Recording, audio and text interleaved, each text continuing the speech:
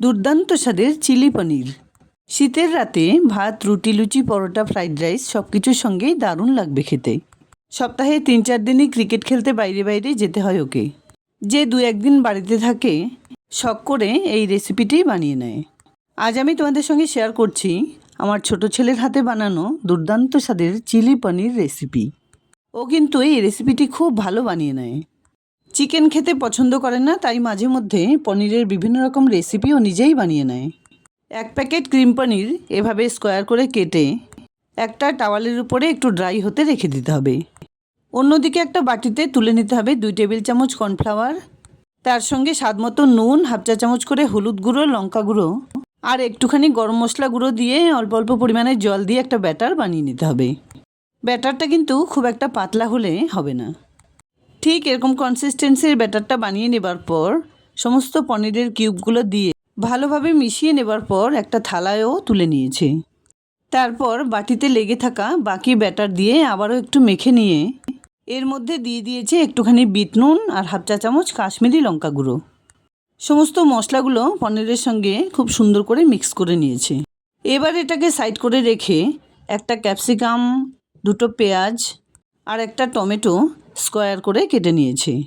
যদিও এই রেসিপিটি সম্পূর্ণ ও একাই করেছে, আমি কিন্তু এই সময়ে ওর পাশে একদমই ছিলাম না। পরে ভিডিওর ক্লিপগুলো দেখে বুঝতে পারলাম যে পেঁয়াজ আর টমেটোর পরিমাণটা যদি আর একটু বেশি হতো তাহলে কিন্তু রেসিপিটি কোয়ান্টিটি আর একটু বাড়তো আর খেতেও ভালো লাগতো। যাই হোক, 16 বছরের একটা বাচ্চা যে এভাবে এত সুন্দর করে রেসিপিটি বানিয়ে নিয়েছে এটাই যথেষ্ট। তোমরা কি বলো? ছোটবেলা থেকেই আমাকে রান্না করতে দেখে ও অনেক কিছু কপি করতো। পড়াশুনোর পাশাপাশি টুকটাক কাজে আমাকে হেল্পও করতো। এখন বড় হয়ে খুব একটা সময় পায় না। প্যানে পরিমাণ মতো তেল গরম করে পনিরের কিউবগুলো আরেকটু মেখে নিয়ে তেলের মধ্যে খুব সুন্দর করে ছাড়া ছাড়া করে সাজিয়ে দিতে হবে, যাতে একটার সঙ্গে একটা লেগে না যায়। বাবার একটু হার্টের প্রবলেম রয়েছে, তাই তেলও কিন্তু কম ব্যবহার করেছে রান্নায়। তা না হলে কিন্তু এই রান্নাটাও বাটার দিয়েই বানিয়ে নেয়। যদিও ক্রিম পনির 2-1 পিসই ওর বাবা খাবে বা নাও খেতে পারে। গ্যাসের ফ্লেমটাকে মিডিয়ামে রেখে একটা সাইড ভেজে নেবার পর খুব সাবধানে উল্টে পাল্টে পনিরগুলো ভেজে নেবার পর নামিয়ে রাখতে হবে। তারপর প্যানে আরও কিছুটা পরিমাণ তেল দিয়ে ফোড়নে দিয়ে দিয়েছে হাফ চা চামচ সাদা জিরে, আর সঙ্গে দিয়েছে একটা এলাচ, 1 টুকরো দারচিনি, একটা তেজপাতা, একটা শুকনো লঙ্কা। এখানে কিন্তু গরম মশলার পরিমাণ আরেকটু বাড়িয়ে দিলে ভালো লাগতো। ফোড়নের খুব সুন্দর একটা মিষ্টি গন্ধ বেরোলে দিয়ে দিয়েছে পেঁয়াজ। পেঁয়াজগুলোকে 4 টুকরো করে কেটে এভাবে স্লাইস মতো করে নিয়েছে। কয়েক সেকেন্ড নাড়াচাড়া করে এর মধ্যে দিয়ে দিয়েছে ক্যাপসিকাম আর টমেটো।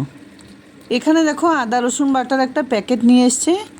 সবজিগুলো কিছুক্ষণ নাড়াচাড়া করে ভেজে নেবার পর 1-1.5 চামচ আদা রসুন বাটা মিশিয়ে দিয়েছে।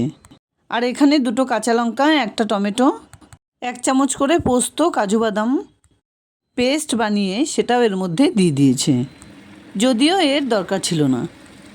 এবার এর মধ্যে দিয়েছে 1 চা চামচ লঙ্কা গুঁড়ো, 1 চা চামচ কাশ্মীরি লঙ্কা গুঁড়ো, একটুখানি red chilli sauce, soya sauce, tomato sauce আর একটু ভিনেগার দিয়ে খুব ভালোভাবে মশলাটাকে কষিয়ে নিয়েছে। রান্নার বেশিরভাগ জিনিসই আমি কোথায় কিভাবে রাখি ও ঠিক জানে। এর মধ্যে স্বাদ মতো নুন দিয়ে খুব ভালোভাবে মশলাটাকে কষিয়ে নেবার পর হাফ গ্লাস পরিমাণ জল দিয়ে দিয়েছে। তারপর খুব সুন্দর করে সবজিগুলোকে নাড়াচাড়া করে জলের সঙ্গে মিশিয়ে ঢেকে 3-4 মিনিট রান্না করে নিয়েছে।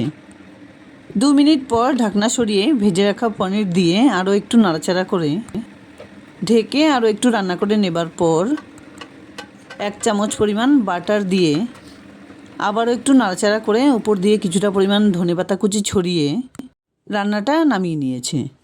বাটার একটু না দিলেই কিন্তু চলবে না ওর। যাই হোক, রান্নাটা কেমন হয়েছে তোমরাই বলো। সব কিছুর সঙ্গে খাওয়ার মতো দুর্দান্ত স্বাদের চিলি পনির রেসিপি একদম রেডি।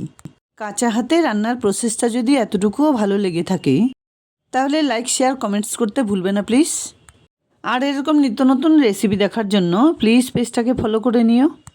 দেখা হচ্ছে নতুন কোনো রেসিপি নিয়ে। ভালো থেকো, ধন্যবাদ। ভুল ত্রুটি অবশ্যই মার্জনীয়।